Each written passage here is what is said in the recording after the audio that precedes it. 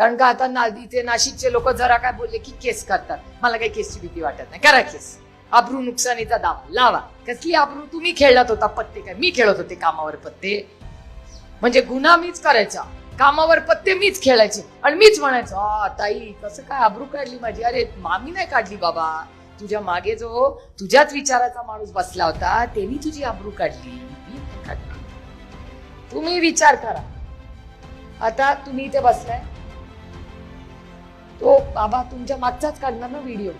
आता तुम्ही बसता, आता मी सांगते आम्ही कसे बसतो वगैरे सर वगैरे, आम्ही सगळे ह्या बाजूला आणि ते भारतीय जनता पक्ष आणि त्यांचे मित्र पक्ष समोर.